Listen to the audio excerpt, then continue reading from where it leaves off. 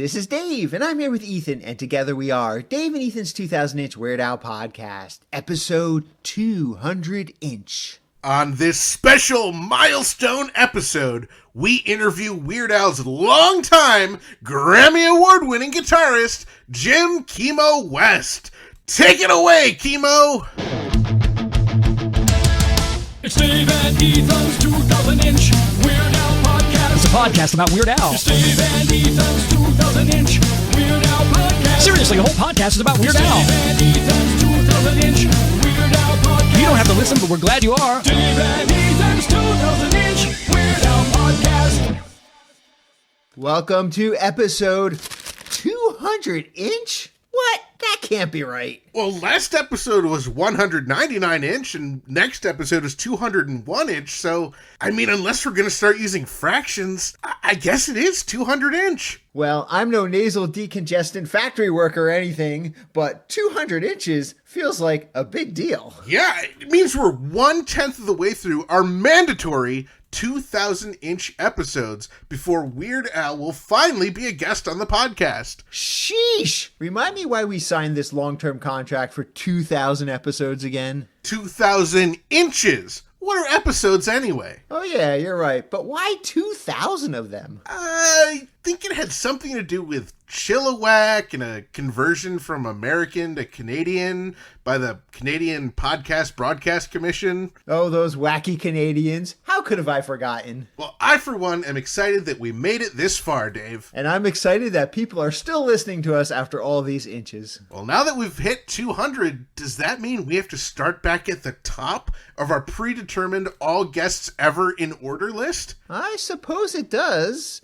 But first, there's something extremely urgent I must share with you and all of our listeners. Okay, yes, I knew this was coming. Dave, please proceed, and I will brace myself. All right, well, I hope you're sitting down, because the big news is that...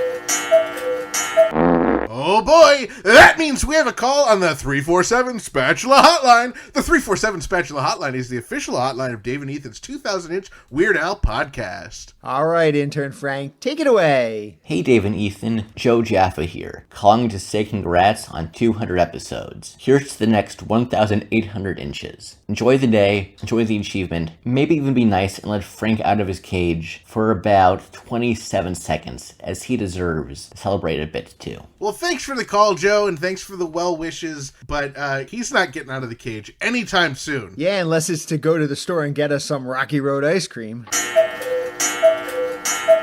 Ooh, another voicemail. Let's hear this one, Frank. Hello, Dave and Ethan. This here is Hank Hill. I heard that you boys had managed to rack up yourselves 200 episodes, and I thought, well, that there deserves a call. Well, this is just me calling to say congrats on your 200 episodes. That's, well, I guess now I already kind of said congratulations. Well, at any rate, tell Mr. Yankovic that, well, I guess that I say hi. Well, hi, Dave and Ethan. I heard that you guys had managed to get yourselves 200 episodes. And I just wanted to call and tell you that the people of Dassel, Minnesota are just so proud of you boys. You just know that the people of Dassel are just so wonderful, and I'm always so happy to talk about how wonderful the people of Dassel. I can't, guys, get me out of here, guys! Please, help me! Help me! Thanks, Mickey. Thanks, Hank. Best of luck to both of you guys. I mean, he kind of brought that on himself. He should have never brought Dassel into this. That's true. Oh, wow. Another call on the 347 Spatula Hotline. Okay, let's hear this one. Hello, this is David. And this is Henry. From all of us here in the future, happy 200th episode. Amateurs! They'll be lucky if they make it to 201! Thanks, David and Henry. Always a pleasure hearing from you. Wow, this is our lucky day because we have another call on the 347 Spatula Hotline. All right, let's hear this one. Hey, Dave and Ethan. I just wanted to take a quick moment to thank you for giving purpose to my otherwise meaningless and pitiful existence. So sincerely, thank you very much for all that you do. So I guess that's it. Thank you. Oh, and also, congratulations on your 200 Yay! Wow, thank you so much, Zeb. You are the greatest. That's awesome. Zeb Lemke, the king of the musical interludes. Thank you so much for that call, Zeb. We are honored. We're not worthy. We're not worthy. But seriously, thank you to everyone who called in and messaged us. We've got a big episode ahead of us, so let's not wait any longer. Let's get right on to what's happening in Weird Al related news. The big news this past week was that Weird the Al Yankovic Story was nominated for a total of 8 Emmy Awards. And as you may have heard on Dave and Ethan's 2000-inch Weird Al podcast headline news special report number 12, past guests of the podcast, Al Yankovic and Eric Appel were nominated for Outstanding Writing for a limited or anthology series or movie, and in addition, Al was also nominated for Outstanding Original Music and Lyrics for his song Now You Know. Weird the Al Yankovic Story was nominated for Outstanding Television Movie, and Daniel Radcliffe was nominated for Outstanding Lead Actor in a Limited or Anthology Series or Movie for his portrayal of Weird Al Yankovic. And past guests of the podcast, composers Leo Bierenberg and Zach Robinson were nominated for Outstanding Music Composition for a Limited or Anthology Series, Movie, or Special. Tony Solis, Richard Bullock, Brian Magram, and Phil McGowan were nominated for Outstanding Sound Mixing for a Limited or Anthology Series or Movie. Editor Jamie Kennedy was nominated for Outstanding Picture Editing for a Limited or Anthology Series or Movie, and Wendy O'Brien was nominated for Outstanding Casting for a Limited or Anthology Series or Movie. From all of us here at Dave and Ethan's 2000-inch Weird Al podcast, congratulations and best of luck to everyone. We're also thrilled to see Al and the Weird Team have been nominated for a slew of other awards in recent weeks. The Television Critics Association nominated Weird the Al Yankovic Story for Outstanding Achievement in Movies, Miniseries, or Specials. And the Hollywood Critics Association nominated Weird the Al Yankovic Story for Best Streaming Movie, Daniel Radcliffe for Best Actor in a Limited Series or Streaming Movie, Rainn Wilson for Best Supporting Actor in a Limited Series or Streaming Movie, and Evan Rachel Wood for Best Supporting Actress in a Limited Series or Streaming Movie. And the Hollywood Critics Association also nominated Al and Eric Appel for Best Writing in a Limited Series or Streaming Movie, Eric for Best Directing in a Limited Series or Streaming Movie, Now You Know for Best Original Song, and Weird the Al Yankovic Story for Best Casting in a Limited Series or TV Movie. If you're feeling overwhelmed and if you think it's scary, if it's more than you can take, just head on over to WeirdAl.com for a full list of nominations and awards won for Weird the Al Yankovic Story. But that's not all. The Illustrated Al was recently nominated for a Ringo Award in the category of Best Humor Comic. The Illustrated Al Super Deluxe Edition was also nominated by me as the longest I've ever had to wait for a branded Weird Al mini accordion. Seriously, over a year after we pre-ordered them and over 6 months since they were supposed to arrive, and we still haven't gotten them yet. Congratulations on the nomination. Felicia Day just announced an Audible original audiobook, Third Eye, which she describes as an epic fantasy adventure comedy. There's a whole bunch of great comedians and actors lending their voices to the project, but we are, of course, most excited to see both Weird Al and Jonah Ray's names buried down on that list. No word yet on when it will be released, but you can pre-order it now over on Audible. Weird Al recently performed again with the middle-aged dad jam band in Los Angeles. Our pal Devlin Wilder was once again at the show, and he said Al came out and sang 8675309. And by Devlin's report, Al did sing the original number, not Jenny's new number, 5204189, as he had during the unfortunate return of the ridiculously self-indulgent, ill-advised Vanity Tour. And perhaps more shockingly, he did not sing the parody song 3725806 by the supergroup Easy Listening, featuring musicians Zeb Lemke and Ethan Allman. Now, Weird Al has been trying to keep up with all the new social media platforms that have been popping up recently, so you can find him via Al Yankovic on Blue Sky, as well as Alfred Yankovic on Threads. So far, we have seen Al post a few unique things on both places. Is that enough of a reason to join a brand new social media platform? For us? Yeah, absolutely. Oh yeah, absolutely.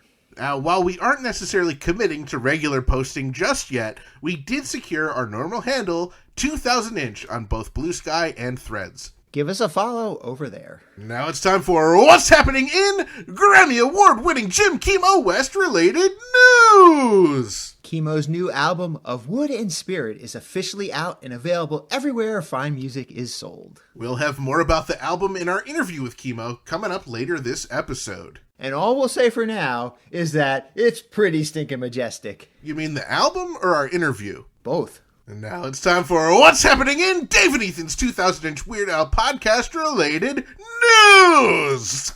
Attention Patreon family, you can now listen up through episode 46 centimeter, that's Springfield, Illinois, of our ridiculously self-indulgent bonus episode series right now over at patreon.com/2000inch. Stay tuned as more episodes will be dropping soon, including the rest of the makeup shows from February 2023 and a review of a concert that neither Dave or I were at. Want to hear all these episodes early? Well, sign up over at patreon.com/2000inch and become a member of our pretty stinking majestic Patreon family. Come on, all the cool kids are doing it. Also, we wanted to make sure that everyone was aware that Stitcher, one of the oldest podcasting apps, is shutting down. The podcast platform will officially close on August 29th, just over 15 years after it first launched. Now, we know a lot of you like to listen to Dave and Ethan's 2000 Inch Weird Al podcast through the Stitcher app, so we wanted to make sure that you were all aware. While we expect Dave and Ethan's 2000 Inch Weird Al podcast to be available on SiriusXM's flagship subscription business once the transition is complete,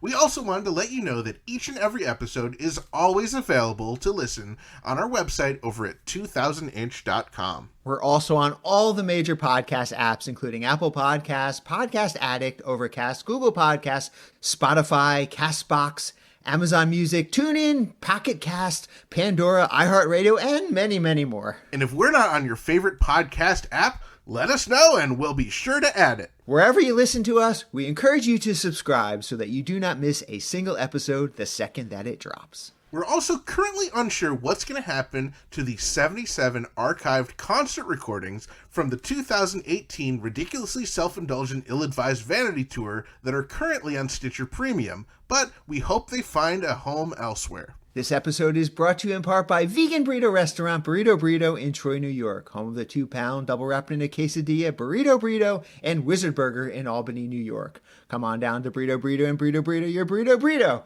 or hop on over to Wizard Burger for mouth-watering, loaded, dare I say beefy, vegan burgers. From Troy to Albany to Uranus, Burrito Burrito and Wizard Burger feed the hungry with out-of-this-world, plant-based, real food, always vegan style.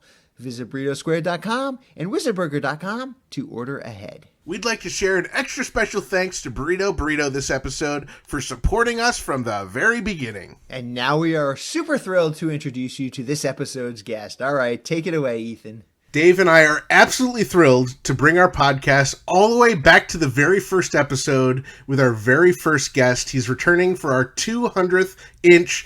Please welcome the Grammy Award-winning slack key guitarist and guitarist for Weird Al Yankovic, Jim Kimo West. Jim, thank you so much for joining us. Aloha. Mahalo. Mahalo.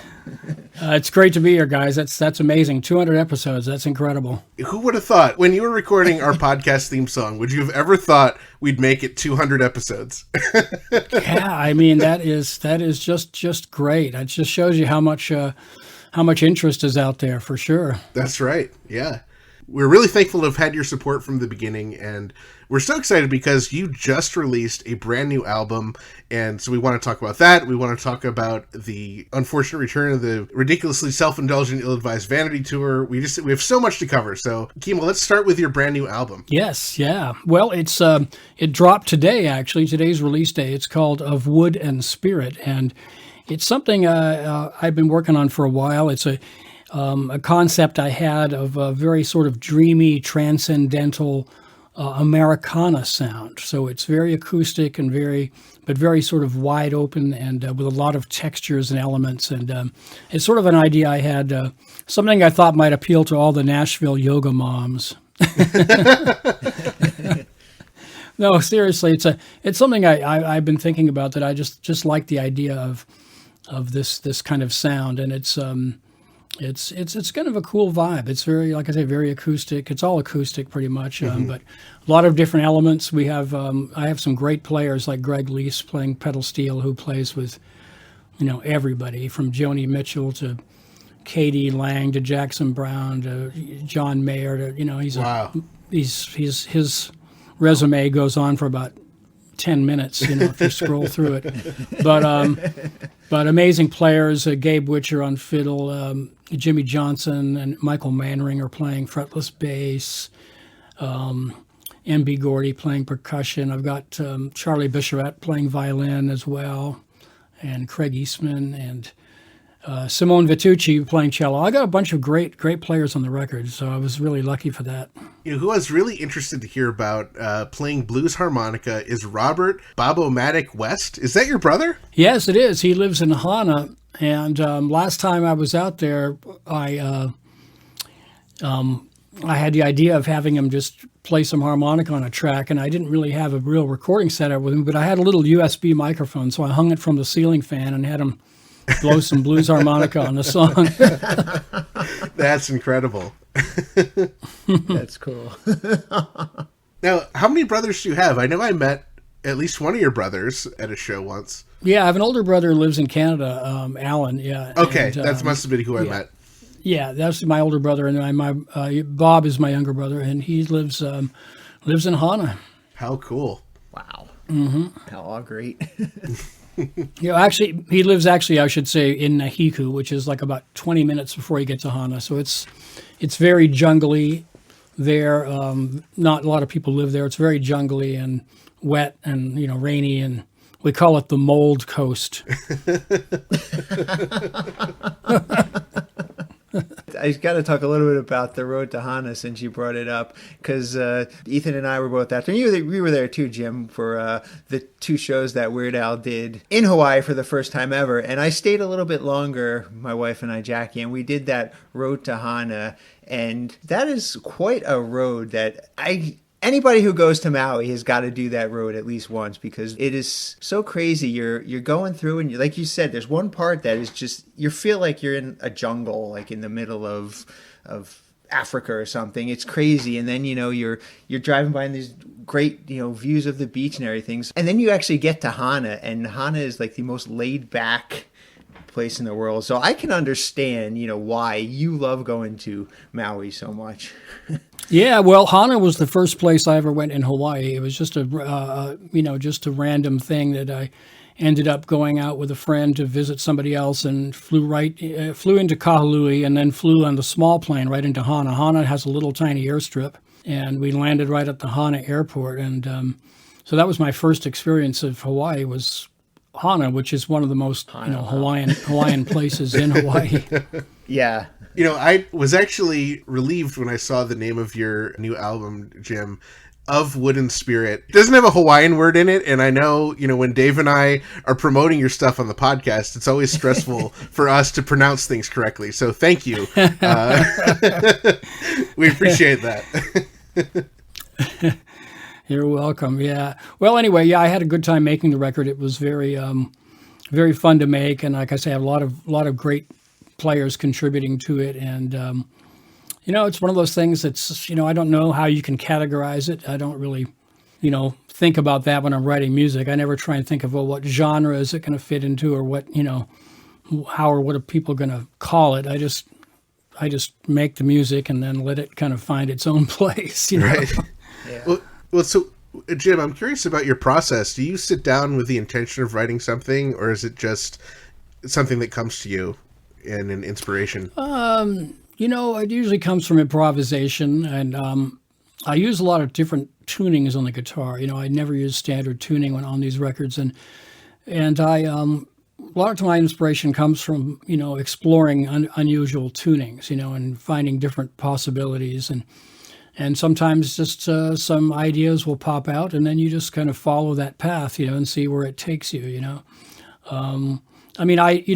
I used to write a lot of music for film and TV, and in that situation, you do just sit down and go, okay, what am I going to do here, And you come up with a plan. And with my music for my records, it's more about just waiting for that moment, just improvising and letting it kind of take you where it wants to go, Right. Yeah, I would love to. I mean, this is a great, like you said, it's the third in your story series, and in this one, you wrote all these songs while you were touring. Is that when you were touring with Weird Al, or is that when you were touring just on your own slack key, or is it a combination? Well, it's basically the idea is that I've over the years I've toured all across America and every state. We've been to every state, and and over the years, I mean, all those years back, you definitely see a lot. You meet a lot of people. You see a lot of changes in the country, and so it's sort of an amalgam of those experiences. Just inspired by different places in America and different feelings from different parts of the country, and there's a lot of variety. I have a track on there that's very sort of New Orleans and feeling, and I have a track that's actually uses banjo, but it uses it in an old African style because banjo originally came from Africa. Wow. So, but it's just it's like I say, it's sort of a mix of those kind of influences and sort of rootsy, I guess you'd call it, Americana rootsy sound, but again, very sort of cinematic and sort of dreamy. That's sort of the vibe, and that was, the only thing I had in mind basically was the overall sound of the record, and as far as the compositions, they just kind of came on their own. Yeah, it's really cool. You do cover pretty much the entire United States here. You got the West Coast, the South, Nevada. You got some stuff from Hawaii. You're covering everything here. Jim, when you are on the road, especially, in tour buses, are you guys jamming? Are you guys improvising? Are you guys playing music? Or is the bus really just a time to rest? Well, I used to. The thing is, most of our traveling is done at night. So right. Usually, we leave around, 1 a.m. So by that point, people are pretty much into just chilling out and going to sleep, Yeah. In the old days, we used to travel a lot during the day. And, that would be, sometimes we'd sit around and play. And, of course, you got to be careful with your guitars because if the bus, if they slam on the brakes, you could go flying and your guitar could get smashed. Yeah. Wow. So that's something to consider. Usually I wouldn't pull out an acoustic guitar on the bus unless it was just a junker, Right. But most of our traveling is at night, so there's not a lot of musical stuff going on the bus. It's pretty much just about chilling out and then getting some sleep. Right. Yeah.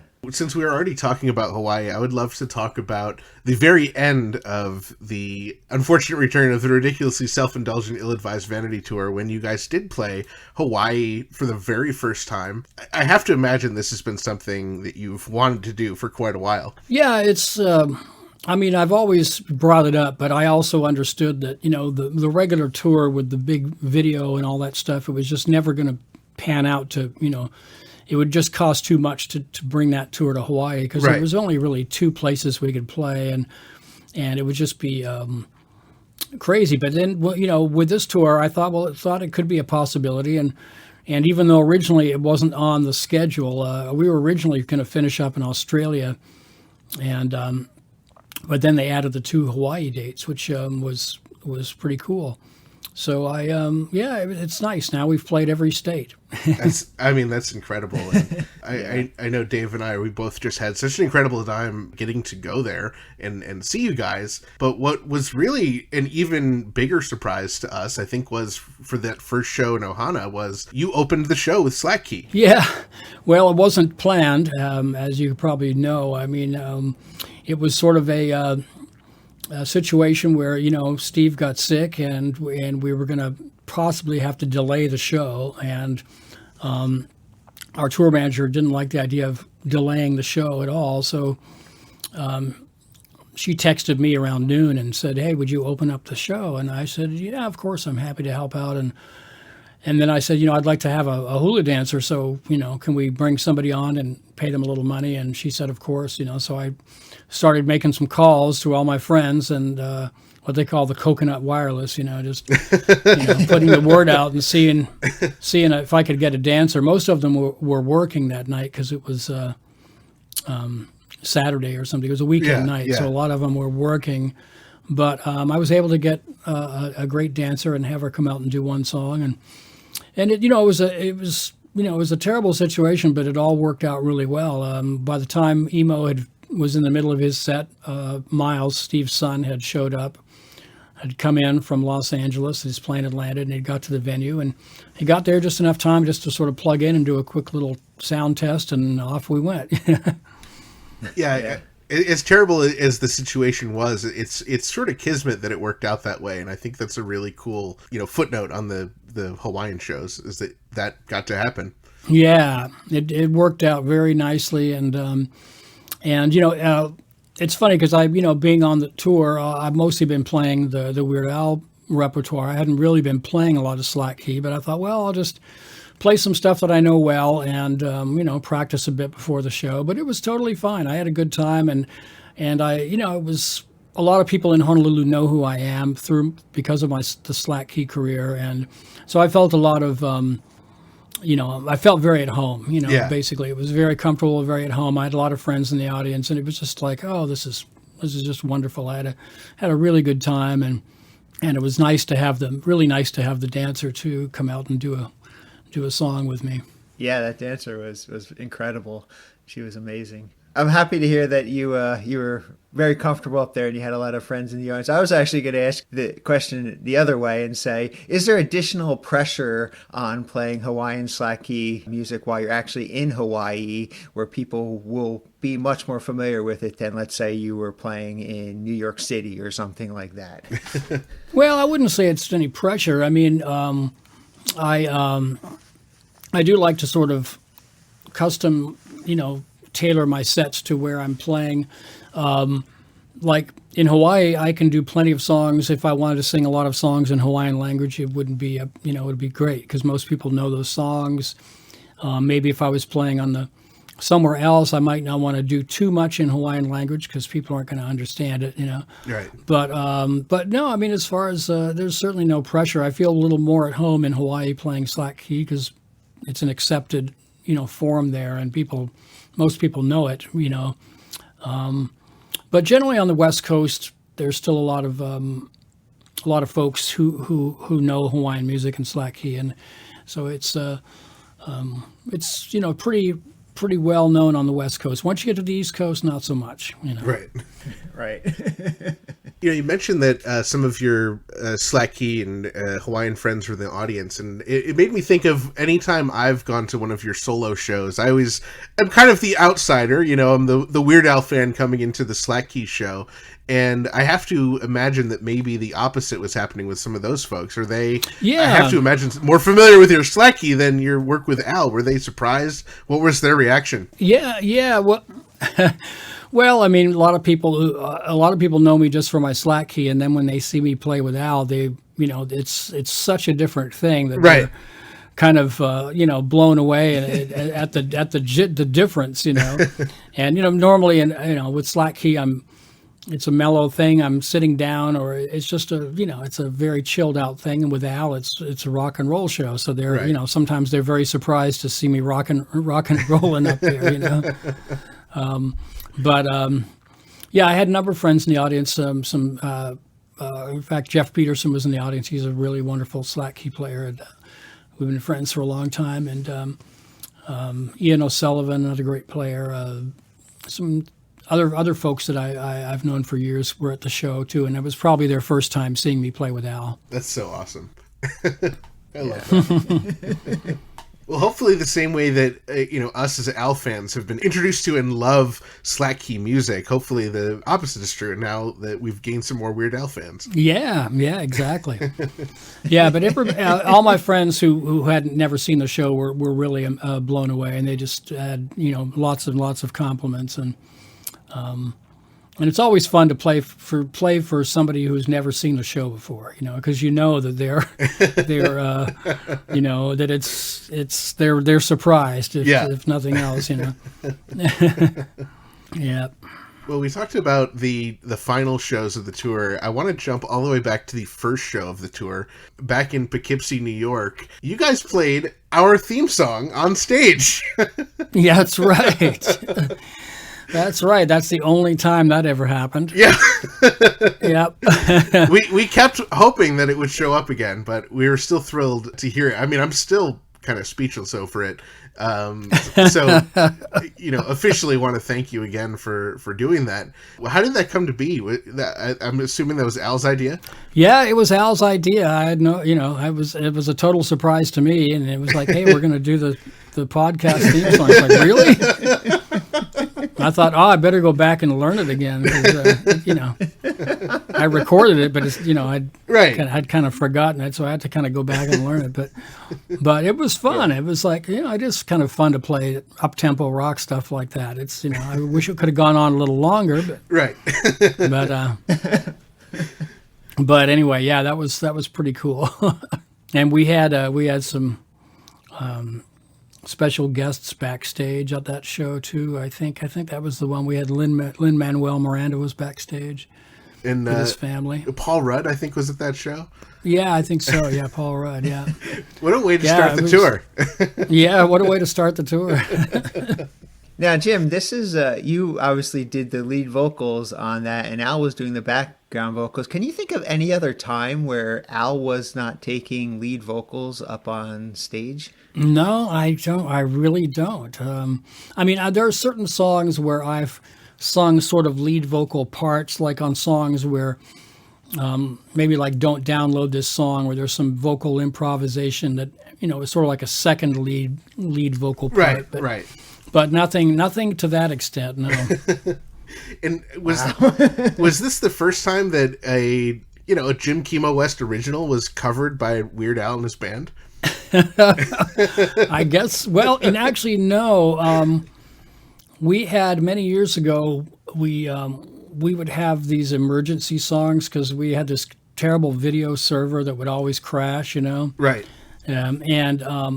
So we had different songs. Like one of them was Radio by Elvis Costello. If the whole thing went, crapped out, we would just bust into that. But then Al said one time, it's like, well, we need something if I'm off stage getting dressed and then the whole thing goes down, then you guys need to play something. Oh. And so I came up with this really like aggro metal thing. And it was just like and it just had like a chant chorus. It was called Technical Difficulties, Technical Difficulties, Technical Difficulties. It was real aggro, like in a weird time signature. And sure enough, so we rehearsed it. And then sure enough, at the Milwaukee Summerfest, it was pouring rain and the whole thing went down, and Al yelled out from backstage, technical difficulties. It was like, oh God, how does that go again? And all of a sudden we just counted off, and we played it, and I sang it. Wow. And oh wow. And somebody, I remember getting a message going, oh yeah, I like that tune. You guys need to do that more often. Was that only one time performed? One time, yeah. It was the only time. Wow. Yeah. The only time it was ever performed was in Milwaukee Summerfest. Well, I guess I'm going to have to make a distinction, Jim. That is technically an Al's band song, since Al wasn't performing as part of it. That's right. So yep. I think our podcast theme song is still the only Kimo original performed by Al and the band. That's true. You're right. Yeah, that's for sure. Oh, that's so funny. Oh, I'm glad. I'm happy that Al liked it enough to want to play it. That's when I wrote it, I was thinking, I want to write something that Al would dig, that would, be sort of down his, in his ballpark, his wheelhouse, as they say, but something that he would relate to. And I'm glad he chose it. That's pretty cool. Yeah. Yeah. How did the rehearsal process go? Did you have to teach the guys how to play it, or how did that actually work?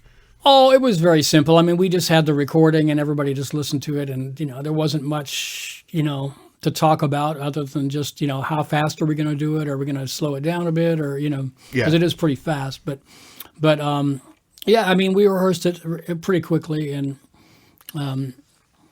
it wasn't didn't have to really labor over it too much. It's pretty straight ahead. So I think I might have given Ruben some parts, some other guitar parts to play, because there was a few different guitars on there. So I think I had him do sort of a simulated guitar parts or something, but it was pretty straight ahead, pretty simple. Oh, that's so cool. And how long was technical difficulties time-wise? Oh, good question. I would say it's about 2 minutes or 2.5. It wasn't very long. Wow. But I guess it was open-ended in case we had to just keep playing. We could, there was like a section we could just vamp on and do some solos if we had to, Anyway, yeah, I was hoping there would be a video somewhere of it, but I don't know if there is or not. But I don't think I've ever heard of that song before. I think that's incredible. Yeah. Technical difficulties. I hope we can track it down. I would love to hear it. That's I don't even remember it. Yeah, if there's a video out there of that song, you can count on our listeners tracking it down. Yeah. Wow. Yeah. Well, it's possible. I don't know. But it was, I don't, we never recorded it or anything. So there's nothing was ever put on paper. It was just like, okay, let's do this section and then this section. And, we just rehearsed it quickly and figured it out. And that's so great. I can't remember much about it other than the one section was in like a strange time signature, like 9/8 or something. Wow. That's so great. I guess so. We talked about the first show. We talked about the last show. I think we need to talk about the rest of the 100 plus, 27 plus weeks of tour in 2022, plus the European stuff and the early 2023 stuff. I mean, this was, from all accounts, the longest tour, nonstop tour that you guys have ever done. Oh, yeah, absolutely. How did you hold up? How did you feel about that? Well, I did pretty good, although, when it was coming down to the last couple of months, I was ready for it to be over. I was just, that's a long time, because that first tour was about 6 months, and that's far longer than we've ever toured before. And, it didn't affect the shows or anything. The shows were fine. It's just that at a certain point, it was like, gee, I would really like to get back home. Right. And I had already done almost 2 months of touring at the beginning of the year on the International Guitar Night Tour. So that was almost 8 months of touring for me that year. Oh my gosh. Wow. I've done some touring, but never more than a couple weeks at a time. I really just can't even comprehend what 6 months, or in your case, almost 8 months on the road is like. Well, it's a real it's a system that works very well, and everything you fall into that groove. There's not a ton of surprises. It's we're taken care of pretty well. It was probably the most difficult thing was just dealing with COVID and stuff, because we all got COVID not that year, and right. That was the big problem. Just having when I got COVID, I didn't miss any shows, but I had to play off stage in a room off the side, in a dressing room, and I had to drive myself to gigs in rent-a-cars, Oh wow. But as far as everything else, I mean, that was definitely the main thing. And then we were, of course, testing every night, and so the COVID thing that first year was definitely the protocol made things really, really, really different. And then for this last tour, not so much, because we didn't really, nobody was following doing any protocols in Europe and stuff. So we sort of, didn't, it was, different in that respect. We weren't testing every day and all that stuff. But it's altogether quite a lot of touring over 2 years, that's for sure. And I'd be, I'll be actually touring in the fall in Europe on the International Guitar Night Tour, the European version, called Nacht der Gitarren. My German's not very good, but meaning night of the guitar. But I'll be starting that in October. Wow. And Wow. And so I'll have about like 6 weeks or so of that to do. So it's been a busy year. Yeah. Holy cow. Yeah, that's sure. It's incredible. So the times that you were unable to perform on stage because of your COVID diagnosis and you were backstage, Dave and I were not in attendance, and I'm really curious to hear about the shows, for you and for the band. How was it? I mean, that's such it seems like such an interesting and unique experience for you. Well, I mean, musically, it was all the same. I had all my same, equipment, my guitars, my, in-ear monitors, and everything, I just couldn't see anybody. Although some venues, they did have a video screen back there in the dressing room where I could see this sort of the audience view of the stage. And that was kind of, helpful, but it was really no problem. It worked fine. I could play all my parts and sing everything just fine. And then Al would explain that, you might have noticed that there's nobody sitting in this chair, and then he would explain what's happening. And we would have some banter, back and forth, and he'd say, "How are you doing back there?" And I go, "Oh, it's great. I'm just playing in my underwear tonight." Right. And one night it was, we were talking, and I said, "Well, Al, I'm just, I'm getting tired of pizza, And he goes, "What?" And he goes, "Yeah, it's the only thing that'll slide under the door." Oh, that's great. But yeah, it worked out fine. It was, it was fine. And so, I didn't miss any shows, and our tour manager made it work. And luckily it all just, I was able to, drive rent-a-cars to the, instead of take the bus, and it was fine. In the cars, I just get my Spotify going and get a Starbucks from the drive-through, and stuff like that. It was fine. I don't mind driving. So, when you were doing the Yoda chant, were you still doing the motions backstage, the choreography? No, I didn't have to do any choreography. That would have been funny. Yeah. So somebody did take a little quick video of me playing backstage, but I wasn't doing all the motions and stuff. Okay. But yeah, no, it worked out well. It was kind of nice because like I said, I didn't have to get dressed up. I could just everything was usually it's a nice dressing room. It has a bathroom and it has a little refrigerator, and I have all kinds of stuff there. It was. It's kind of nice. After a while, I was like, I kind of like this. You're like, oh, I still have COVID, guys. Sorry. Yeah. I was kind of getting used to it. It was pretty cool. Well, Ethan and I are curious about one song in particular that you perform on the unfortunate return of the ridiculously self-indulgent, ill-advised Vanity Tour. And that song is "Why Does This Always Happen to Me?" We noticed that in that song, you have background vocals for that song, but you don't actually play a guitar, yet you're actually holding your guitar. And we were curious the reasoning behind why you're still holding a guitar, yet not playing it during that song. Yeah, I mean, I think it's just easier to, since I was playing, playing on the song before and playing on the song afterwards, for me, it's just a little easier to just hang on to the guitar and rather than put it down and pick it up, and just seemed easier. It was no real reason, but it's or maybe it's a comfort thing. It's I'm comfortable with the guitar in my lap. Okay. Right. Yeah. Makes sense. Yeah, I think originally I like to have it in case I needed a reference note for my vocal or something. I'd have the guitar. I could like plunk a note, going, "Oh yeah, there's the note," But no, it was just easier just to keep it on rather than put it down and pick it up again. Another song I wanted to ask you about was Generic Blues, where Al does the make it talk, and you do your kind of annoying solo. And I noticed that kind of over the tour, it sort of evolved into something different. And I was curious if you could talk about that. Yeah.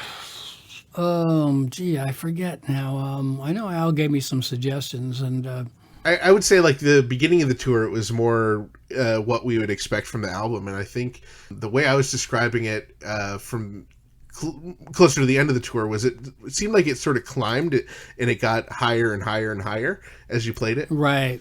That's right. Yeah, I kind of go into this dissonant, nonsense kind of riff, and then I think I just decided to just kind of go higher and higher and higher, and just make it more annoying, and as it goes higher, it's sometimes it's difficult to play.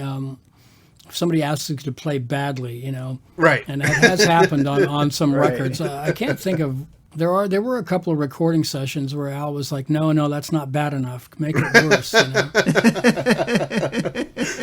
And I realized the way to do that was to switch the guitar around so and play left-handed, which you can't do, Oh, that's and then brilliant. then you sound like a total beginner, Right. Well, I'm sure you playing left-handed is still like 5 million times better than me playing correctly handed. So. Well, it's a challenge. It's actually. I was thinking it's actually probably pretty good practice to do things like that. Just every so often, just switch it around and see if you can do it the opposite way. And another song we wanted to touch on was My Own Eyes, which starts off with a 45-minute power G chord. I'm just curious, how that came to be, and as well as if you ever had the intention to really play 45 minutes of a power G chord. Well, I was just, it was just Al's idea, just a funny bit, and sometimes he would let it go pretty long. Yeah. I'd be like, is he really going to come in? Is he going to just let it go? Yeah. I love that. Another song I wanted to ask about is Velvet Elvis, and I was wondering, that noise that kind of starts the song, is that a noise that is coming from guitar? Is that something from Al or Ruben, or how would you describe it, and what is that noise? It's a low synth pad. Yeah, Ruben's playing that. Yeah, it's just a low kind of synth note, droning note. Yeah, that starts it off. Yeah, and I don't come in till the drums come in on that one. Dave and I know it just as the Velvet Elvis noise, but we're not technical enough to know what it is. Dave and I were both really lucky to get to see a lot of incredible shows and travel to a lot of really cool places. And I know there are certain venues that stick out to us as being super memorable, but I'm curious which ones for you were really cool to get to, either cities to visit or venues to perform in for this past tour. Oh, gee, it's kind of a whirlwind, and it's kind of hard to look back at this point and go, which venue was the best? There were right. a lot of famous ones, and of course playing Carnegie Hall was pretty hard to beat because we had never played there, and it's such an iconic place, and Lincoln Center. As well, but the Carnegie Hall for sure. I mean, just being backstage and seeing all the posters for the most iconic performers in the world, it's just like, wow, what am I doing here? This is crazy. Did it? Yeah, that was pretty much the capper for me. Did it live up to the hype going into it that you had? Yeah, I mean, it's a beautiful venue, and I can't say what it sounded like because I'm always using the in-ear monitor, right. So it kind of sounds pretty much the same every night. But it was a real thrill to be there, and pretty unforgettable. And it was pretty cool to be able to say you played Carnegie Hall and it was sold out. It's yeah. And I had some friends in the audience too. That was always, some other friends of mine that came. Matt from Fractal Audio. They're the ones who make my guitar amplification equipment. Cool. Fractal Axe Effects is what I use, and so he's one of the main people in that company. So he and his family were there. That was really sweet. And it was Halloween, and they had amazing costumes. Matt was like He was like the most amazing Count Dracula you've ever seen. It was incredible. There's another song I did want to ask you about while we're still on the tour, and that is the lounge version of Dare to Be Stupid. But more importantly, the story that Weird Al tells before of how he met you and Steve in some seedy lounge somewhere. I'm just curious, what were some of your favorite versions of that story? Oh man, some of them were pretty outrageous. You know, God, I mean, I think, you know, the one I heard a lot, I remember, was that he was on a cruise and then he went to like the bar and there was nobody in there and just us playing music and it was like just pathetic. You know, usually whatever it was just some pathetic situation. You know? Right.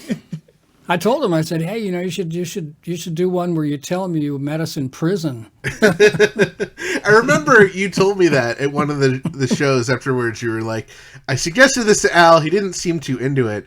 So I was I was super surprised in Paso Robles when Al actually took your suggestion. Yeah. He said that he met you in prison, but he said you were in prison for bestiality. I would have never expected Al to say that. Did you know that was coming, or was that a surprise? No, I didn't know that was coming. Yeah, every once in a while that guy gets crazy.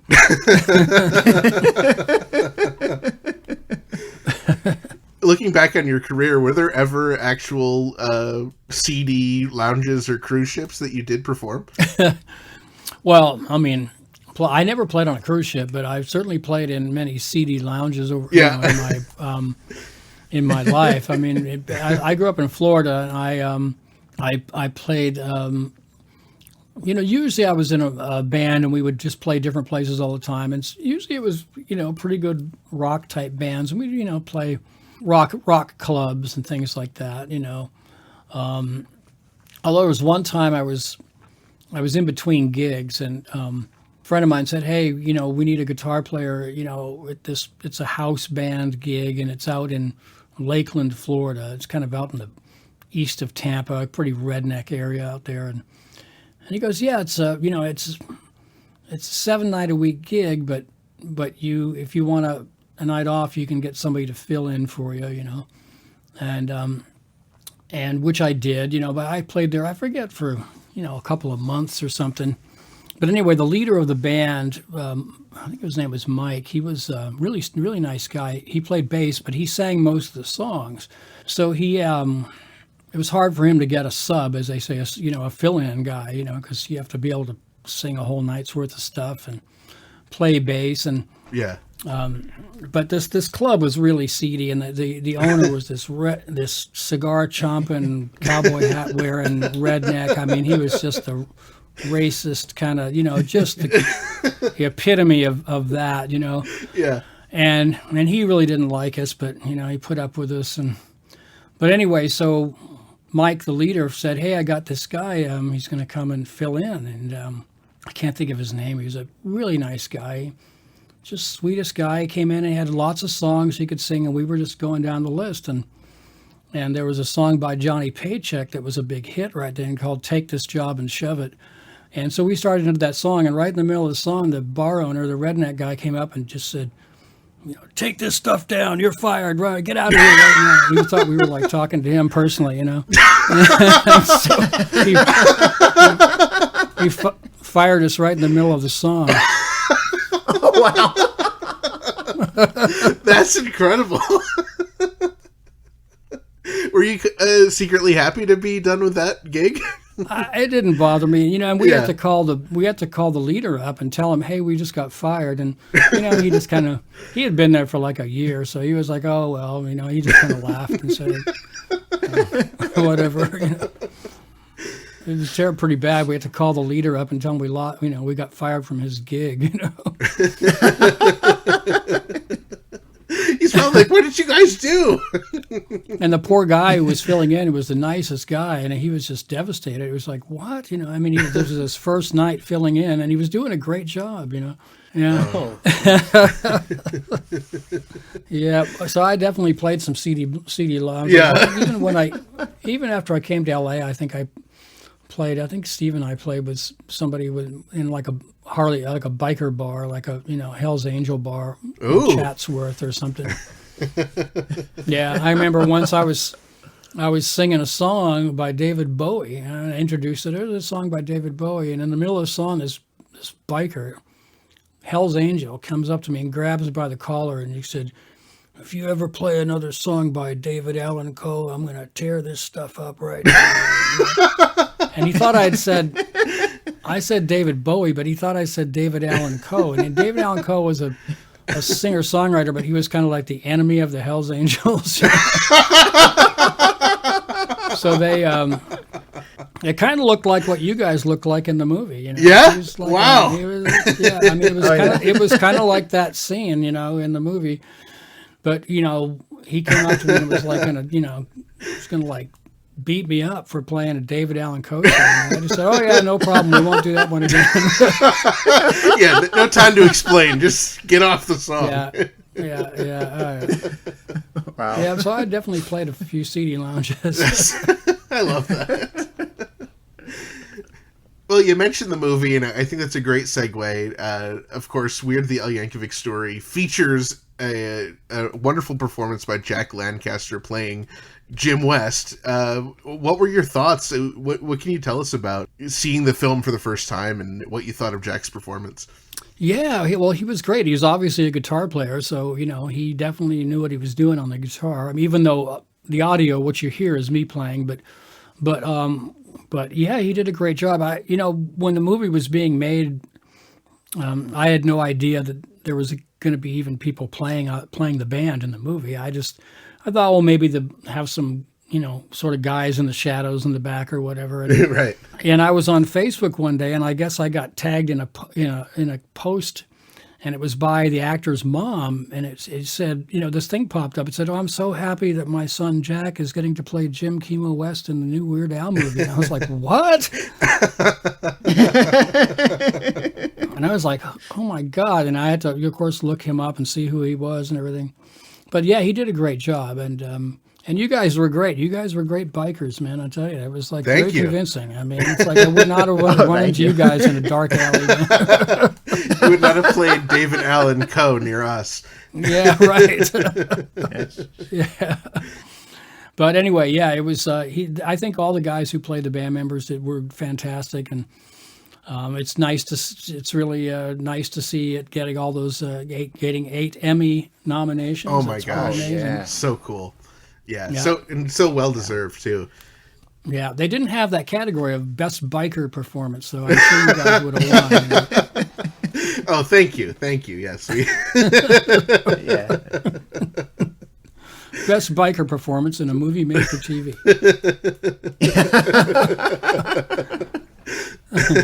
A very specific genre. Indeed. Have you had any conversations with Jack either before the movie or after the movie? Not really. I tried to send him a message because I only had Facebook Messenger or something. I tried to send him a message on there, but I didn't hear back. But I should try and get his email address or something and send him a note. But yeah, he did a great job. Yeah. I think he's from England. Yeah. I'm not sure. I think he might be English, but because some of these English actors are so good at doing American accents that you can't even tell. There are a lot of them great English actors that you would never know were English. From their roles. Yeah, we were really lucky to get to talk to him a little bit. Cool. At the premiere and at actually when we were on set filming, cool. we ran into him in the garage as we're leaving, so we got to say hi and let him know that we knew the real Jim Kimo West. Nice. Now, what was it like revisiting some of those old tracks and recording, Like a Surgeon and I Love Rocky Road? What was that like for you? Well, it was fun. I mean, fun to sort of hear them again. We, I guess basically it was cheaper to re-record them than it was to license the original recordings, because they'd have to go to the record label, and I'm sure the record label wanted a fortune. Right. So it was cheaper just to redo them. So some of them I did hear, some of the snippets. I think Like a Surgeon I did hear. I think maybe I took it into the studio and then Bermuda, and Steve played on it. I can't remember, but I remember starting it here at my studio, and few of those other tracks I can't remember now. I think Eat It we played in the studio, but there were a few things I did here anyway. Yeah. Can't remember. I mean, I think I Lost on Jeopardy was one of them, and 2 or 3 things I did here. But Surgeon, Like a Surgeon was definitely one of them. Well, the song Now You Know is one of the things that the Al Yankovic Story is nominated for an Emmy for. Yeah. So would this be your, that would count for you getting an Emmy, right? If that wins? No, not really. No, I mean, it's just like a Grammy. If Al wins a Grammy, I don't get a Grammy. It's just, I might get a certificate saying that I, participated in a Grammy-winning recording. But yeah, no, I wouldn't get an Emmy just for playing on it now. I mean, because, if you had like an orchestra, then everybody would have to get Emmys. Well, they should. Okay, well, we need 70 Emmy Awards printed up for everybody's different name. And don't misspell any of them, Right. Yeah. No, it just goes to the person whose name is on the nomination, or who is the producer and the writer and the... Al's listed as the composer of that song, so that's who it would go to. But I don't know.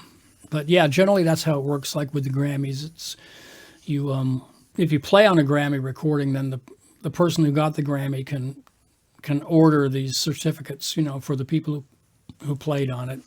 Okay, cool. Yeah, so you can get like a little. I think I've got a couple of them from Weird Al Records, and when my record won a Grammy a couple of years ago, I got a few of those for some of the people who, played a lot of parts on the records. Oh, that's so records, cool. So, I'd never heard of that before. Very cool. Yeah. Mm-hmm. Yeah. And anything memorable about recording Now You Know? Well, I did all my parts here at home just because it's more comfortable. And I mean, it's very unusual because it's in a strange time signature mostly, it's in like 7/8 or something like that. It's very unusual. It was like, I was very surprised, but it's still very catchy. So, I guess it was a challenge to sort of come up with a catchy riff that still worked in that odd time signature. And I tried a few different things, and I kind of started going for this Mark Knopfler sort of sound, and that seemed to work. I'm sure there's so many different ways you could go, but that's sort of the first thing I came up with, and Al seemed to like it. So I just, recorded it all here at my place, and then they basically, added it to the master track that had the bass and drums and Al's vocal and everything. Mm-hmm. But I do that a lot on the records. I've recorded a lot of the parts here at home and then bring them in. It saves time because then you come into the studio and you've got all these parts, and it's just, especially ones with a lot of synth layering and things like that. There were some where I would, like perform this way and things like that. I would just do the whole, get all these parts arranged, and then we'd come in and we wouldn't have to add much, to it, just whatever basic stuff we needed, and then it would Al be kind of be ready to sing, within an hour or so, Right. Oh, that's great. Wow. Yeah, it varies. So some songs would have live bass and drums, and there were other things that were very programmed, But I enjoy doing that. I don't know if I'll, if we're going to be doing any more recording anytime soon, but I do enjoy doing that. It's kind of fun. Yeah, I know we moved on from the tour, but there was one other song I wanted to touch on, and that was your horoscope for today. And there's the part in the song where there's the really fast, really long vocals, and you and Al sort of shared that part to give him a second to take a breath. What was that like? I mean, that's got to be pretty tough to time. Yeah, it's not as hard. I mean, it is. There's one little, there's like just a couple little places where you can take a quick breath. So you just got to do it in just the right place. Right. But you just, basically just take a big deep breath beforehand. not too hard, but I mean, it's not like Hardware Store would be impossible, Right. you know, because Hardware Store there's like nowhere for a breath. You know, it's like just, it is technically impossible to sing that live, you know. I would love to see it attempted, though. Do it really slow. Right. Yeah. Like a lounge version of it. Lounge version. There you go. Yeah, the lounge version of Dare to Be Stupid was we just came up with that in rehearsal. We were just playing around with a few different things, and I said, hey, how about this kind of jazzy bossa nova-ish type of thing? And I picked up the acoustic and just started, playing it. And we, Al started singing the lead, and we just, I found a harmony, Steve found a harmony. It just came together super fast. And we, we did a few little tweaks with the keyboard vamps and things like that. But it, we didn't even have to.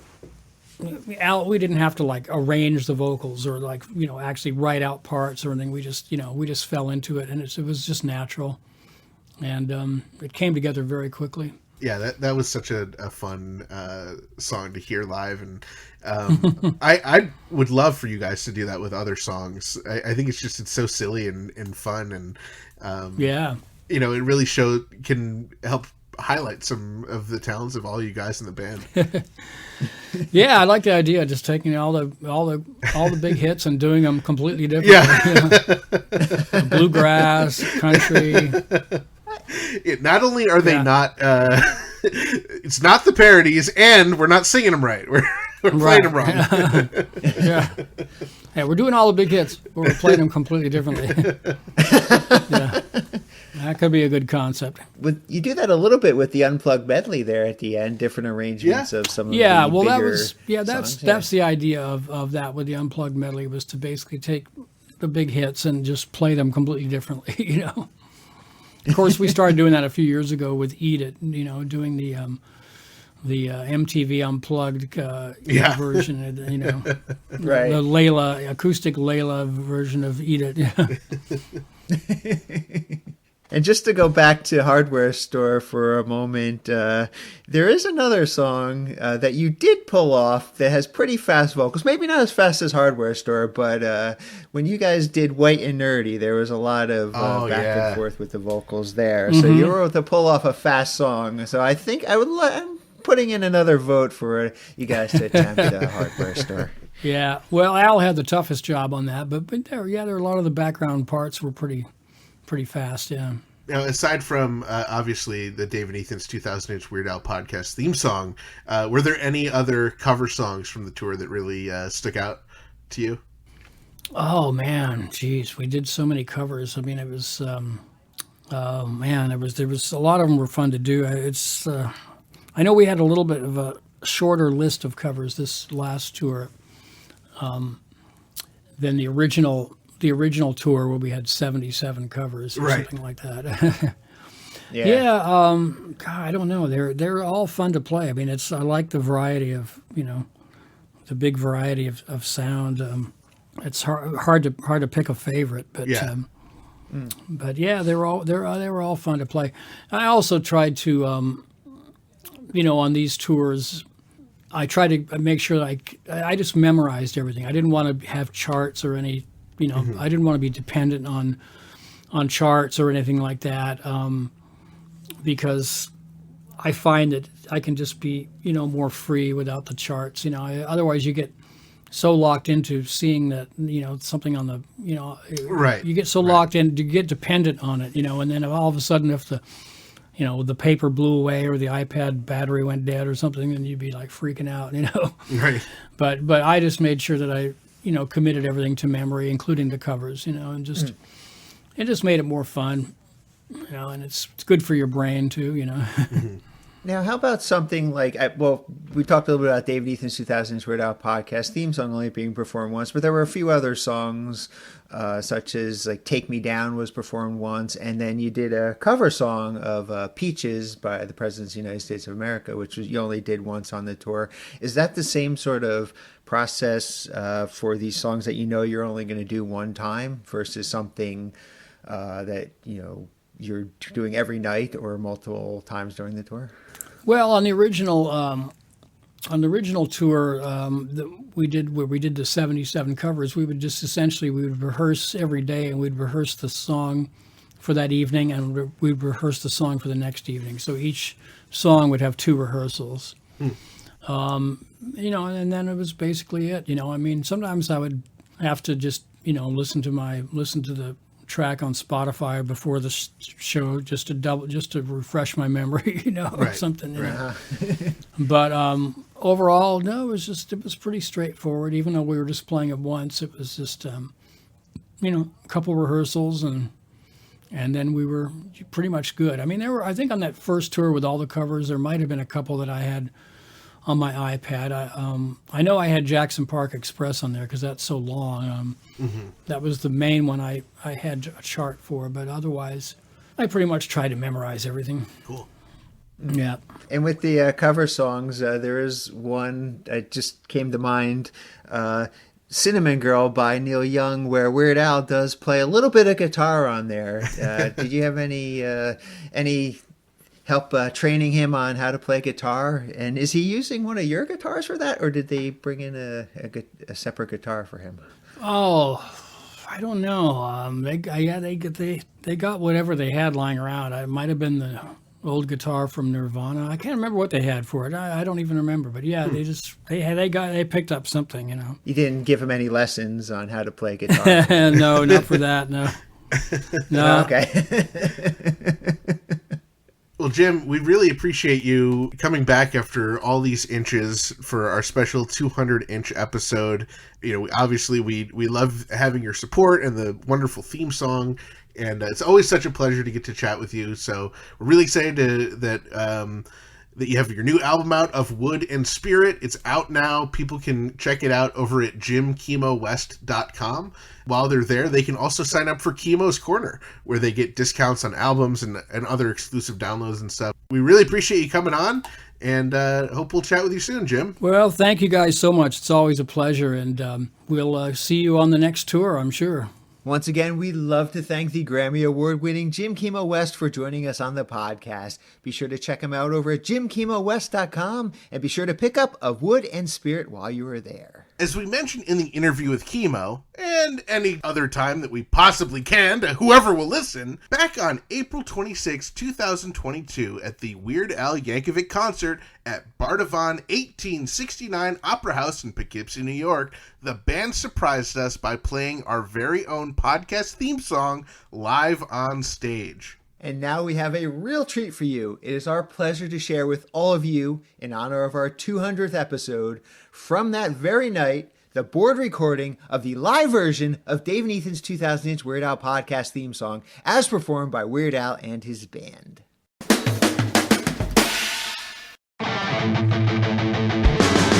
Dave and Ethan's 2000-inch Weird Al podcast about Weird Al. Dave and Ethan's 2000-inch Weird Al podcast. The whole podcast is about Weird Al. Dave and Ethan's 2000-inch Weird Al podcast. You don't have to listen, but we're glad you are. It's Dave and Ethan's 2000-inch Weird Al podcast.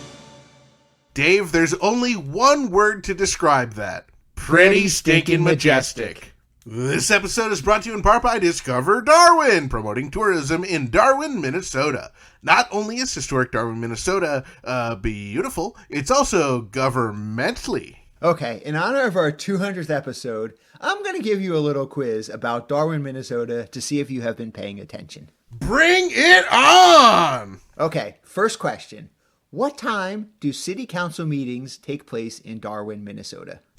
7 p.m. twine ball time, the second Tuesday of the month at City/Township Hall, located at 305 East Curran. Next question. Who do you contact if you want to get a building permit in Darwin, Minnesota? Contact City/Township Hall for details. Okay, and who do you contact for initial utility hookup charges? Contact City/Township Hall for details. Okay, where do you go if you want to get a passport in Darwin, Minnesota? Trick question. Darwin does not have a passport office. All right. Those were easy. Here's a real thinker for you. I'm ready. Where do you go for all your spatula needs? Spatula City! So visit Darwin, Minnesota on your next government expedition.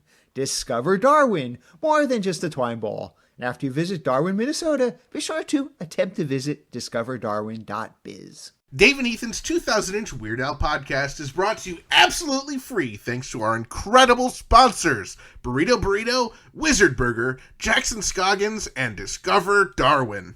Our podcast is also supported by everyone else in our Patreon family, with special thanks to our amazing close personal friend level Patreon supporters, Kev, Javier, Ron, Scott, UH Jeff, Mike, Matt, Kenneth, Gus and Alicia, Allison, Adriana, Ajax, Jake, Zeb, Zach, Dana B, Blair, and also thanks to our newest Patreon supporter, Dustin, and everyone else in our pretty stinking majestic Patreon family. If you enjoy our family-friendly Weird Al podcast, please consider supporting us at patreon.com/2000inch. There's awesome benefits like getting your name on the podcast, your own private RSS feed, which gives you early access to each and every bonus episode, and the self-satisfaction of doing something important with your otherwise pitiful, meaningless, useless, disgusting existence. And now would be a good time to join if you have not joined already, because you will be the very first to hear each and every one of our remaining brand new, ridiculously self-indulgent bonus episodes the instant that they drop. And don't forget to check out our official merchandise shop over at shop.2000inch.com. All proceeds from purchases go directly towards supporting our fine podcast. We love hearing from our listeners and other Weird Al fans, so be sure to join our Facebook community at group.2000inch.com and visit our Discord server for even more riveting Weird Al and Red Rum Goody related conversations. You can find both of them linked on our website, as well as information about past episodes and guests over at weirdalpodcast.com or 2000inch.com. And while you are there, click on Ridiculously Self-Indulgent bonus episodes and follow along with our adventures on tour. And click on Black and White and Weird All Over bonus episodes for our special series where author John Bermuda Schwartz walks us through his first book page by page and picture by picture. Keep up on new episodes, podcast news, and events by following at 2000inch on Facebook, Twitter, and Instagram. And be sure to subscribe everywhere you listen to podcasts so you don't miss a single episode.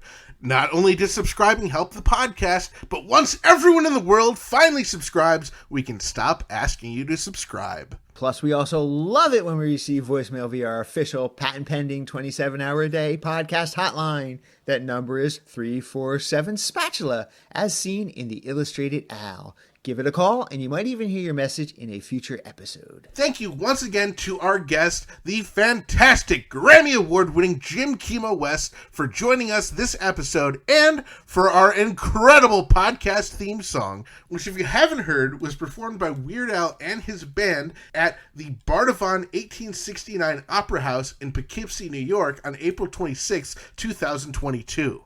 We also want to say thank you to Trinice, Joe Jaffa, William King, Zeb Lemke, David, Henry, UH Jeff Nucera, Jeremy Samples, Ludacris Laurie McMillan, Devlin Wilder, Jeff McClelland, Kenneth Gwinnett, Aaron Henry, Blair Freeman, Javier Valdez, Jason McDonald, Chad Kelson, Mike Minnick, Jackson Scoggins, Jackie Rossi, Steve J, Ruben Valtierra, John Bermuda Schwartz, and the entire crew of the unfortunate return of the ridiculously self-indulgent, ill-advised Vanity Tour.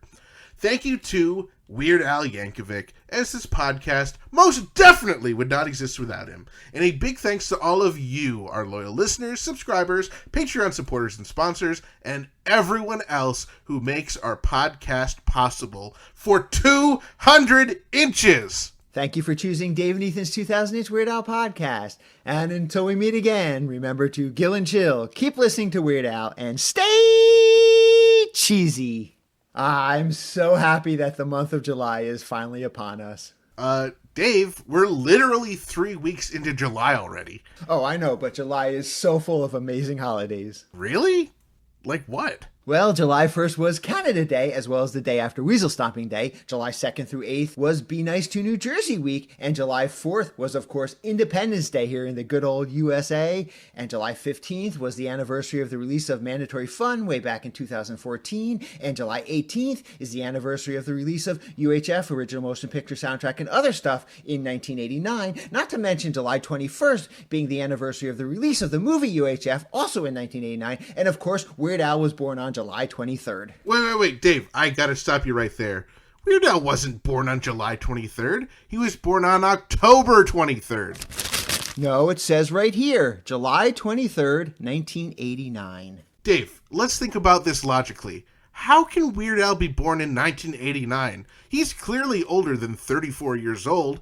Besides, you just got done saying he released UHF on July 21st, 1989. How did he do that if he wasn't even born yet? Oh, no, silly. Not that Weird Al. The one and only true Weird Al, a.k.a. Daniel Radcliffe. Oh, okay, that makes sense.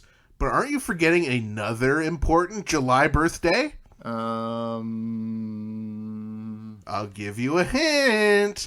July 24th. Oh, Jennifer Lopez. Nope. Amelia Earhart. Nope. Barry Bonds? Nope. Bindi Irwin? No. Gallagher? No. Think more Weird Al related. Michael Richards. No. Dave, this person has Weird Al, John Bermuda Schwartz, Jim Kimo West, and Steve J tattooed on their legs. Ruth Buzzy? Yep, that's the one I was going for.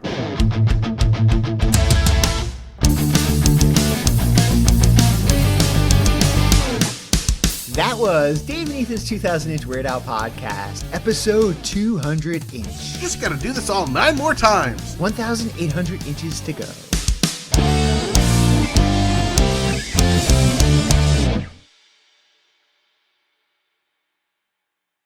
Yeah, they didn't have that category of best biker performance, so I'm sure you guys would have won, you know. Best biker performance in a movie made for TV in a very specific genre.